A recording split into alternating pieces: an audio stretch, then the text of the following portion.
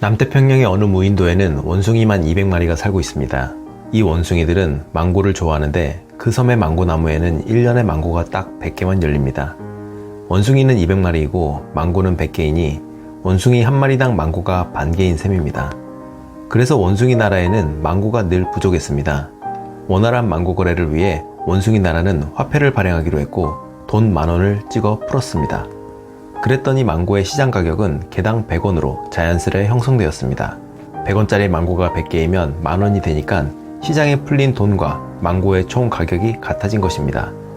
그런데 시장에 풀린 10,000원을 200마리의 원숭이에게 균등하게 나눠주면 원숭이 한 마리당 가질 수 있는 돈은 50원입니다. 50원으로 100원짜리 망고를 사 먹을 수는 없으니 여전히 원숭이들에게는 망고가 부족합니다. 그래서 대장 원숭이는 10,000원을 추가로 찍어서 시장에 풀자고 합니다. 그럼 원숭이들에게 50원씩 더 지급할 수 있게 되니까요. 순진한 원숭이들은 50원씩 더 받으면 원숭이 한 마리당 100원을 가지게 되니 그 돈으로 망고를 사 먹을 수 있을 것을 기대합니다.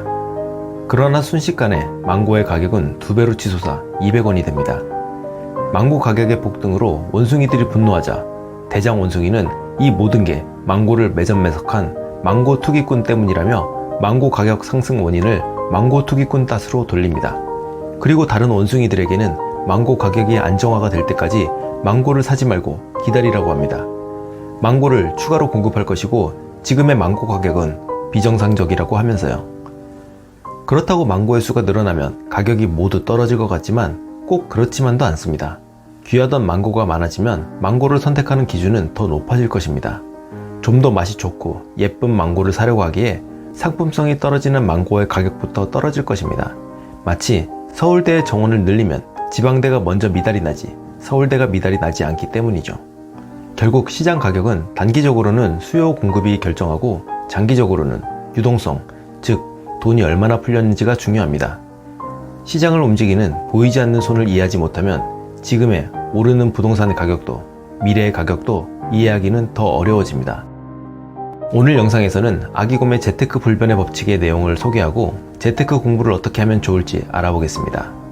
이 책은 거의 20년 전인 2003년 How to Make Big Money란 제목으로 첫 출간 후 절판되었다가 14년 만에 개정 출간되었던 책입니다. 최근에는 리프레시 버전이 다시 한번 출간되었는데 오늘 영상에선 2017년 버전 위주로 소개하겠습니다. 제가 이 책을 추천하는 이유는 재테크 마인드를 다지고 나서 실제 재테크 공부를 시작할 단계에서 읽기에 아주 좋은 책이기 때문입니다. 책의 목차를 살펴보자면 1장 재테크 성공을 위한 12가지 법칙에서는 재테크 마인드를 어떻게 가져가야 할지를 다루고 있고 2장 탄탄한 재테크 상식편에서는 재테크 마인드셋 형성 이후 기본적인 실천법에 대한 내용을 다루고 있습니다. 3장 부동산 투자를 위한 지침에서는 부동산 투자를 위해 알아야 할 기본 지식을 다루고 있습니다. 그럼 책 1장 재테크 성공을 위한 12가지 성공 법칙 중 하나를 소개해 보겠습니다. 저자는 인생에 3번의 재테크 골든타임이 있다고 말합니다. 첫 번째가 결혼 전 미혼 시절, 그러니까 직장인으로 치면 사회초년생인 사원급 정도부터를 말합니다. 사실 사회초년생 시절에는 사고 싶은 것도 많고 근로에 대한 보상 심리로 소비를 하고 싶은 욕구가 많이 들기 마련인데 저자인 아기곰은 이때 소비를 절제하지 못하면 결혼 후에도 컨트롤을 하기 힘들다고 말하고 있습니다. 두 번째 재테크 골든타임은 결혼 후 아이를 가지기 전까지의 신혼 시절입니다. 왜냐하면 이때가 젊어서 시간을 확보하기 쉬운 마지막 시기이기 때문입니다. 세 번째 재테크 골든타임은 아이가 초등학교 저학년이 될 때까지입니다. 왜냐하면 그 이후로는 교육비 등으로 지출은 점점 커지고 좀 더 넓은 집이 필요하는 등 돈이 들어갈 곳이 점점 많아지기 때문이죠. 저도 그랬지만 골든타임일 때는 그때가 골든타임인지 알기 어렵습니다. 특히 첫 번째 골든타임인 미혼 시절에는 모은 돈은 부족하고 경험도 부족하다 보니 재테크 공부에 집중하기가 어렵습니다. 하지만 워렌 버핏이 큰 부자가 될 수 있었던 이유가 투자를 일찍 시작했던 것 덕분이라고 하니 영상을 보시는 여러분들도 재테크에 하루빨리 눈을 뜨셨으면 좋겠습니다. 재테크 공부를 하려고 뉴스 기사를 보거나 전문가들의 시장 전망을 보다 보면 오히려 넘쳐나는 정보와 전망에 더 헷갈리고 어렵게 느껴질 때가 있습니다. 책의 2장 탄탄한 재테크 상식편에서는 이런 정보들을 어떻게 해석할 수 있을지 저자의 노하우를 전해주고 있는데요. 저자는 정보의 홍수 속에서 자신만의 관점을 가지기 위해서는 2가지의 일기를 쓰라고 합니다. 첫 번째 일기는 남의 일기입니다.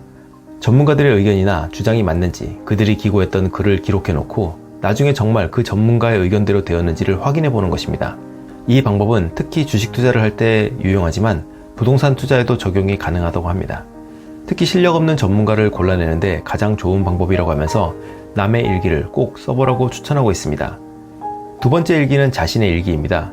시장에 중요한 변화나 정부의 발표가 있을 때 그것에 대한 자신의 의견을 꼭 일기장에 기록을 해두고 몇 달 후에 그 일기를 다시 봐서 실제로 시장이 어떻게 움직였는지를 확인해 보라고 권하고 있습니다.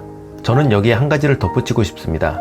관심이 가는 부동산이 있으면 왜 좋아 보이는지, 투자 포인트를 적어보고 전문가들의 의견은 어땠는지, 그리고 나는 어떻게 생각하는지를 한번 적어볼 것을 권하고 싶습니다. 부동산 투자자들이 적는 임장 보고서가 그 역할을 하기도 하는데요. 자신의 투자 포인트를 글로 옮겨놓고 보면 내가 놓친 부분은 무엇이 있었는지 알 수 있게 되어 자신의 의견과 시야를 좀 더 탄탄하게 만들 수 있기 때문에 실력을 쌓는 데 아주 좋은 방법이라고 생각합니다. 마지막으로 재테크를 하다 보면 누구나 한 번쯤 해보는 고민, 가계부는 언제까지 써야 할까에 대한 저자의 솔루션을 소개하려고 합니다. 서점의 재테크 코너에 가면 가계부 쓰기에 대한 책이 꼭 한 권씩 있습니다. 많은 재테크 기본서가 가계부를 쓰고 소비를 줄일 것을 강조하고 있는데 이 책의 저자 아기곰은 가계부는 휴지통에 버리라고 합니다. 물론 재테크 초기 자신의 지출 규모가 파악이 될 때까지는 가계부를 쓰는 것이 필요합니다. 하지만 저자 아기곰은 자신의 지출 규모가 파악이 되면 가계부보다는 대차대조표를 쓰는 것이 훨씬 더 중요하다고 합니다. 대차대조표는 지금의 재무상태표라는 이름으로 바뀐 회계의 3대 재무제표 중 하나인데요. 부채를 포함한 총자산은 차변인 왼쪽에 기록을 하고 순자산과 부채는 우측인 대변에 기록을 하여 재무 상황을 한눈에 파악할 수 있게 해주는 표입니다. 이것을 분기별로 기록하면 기간별 대차대조표로 볼 수 있는데 이는 일종의 재테크 성적표가 될 수 있고 자산의 변화를 확인하기에 좋습니다.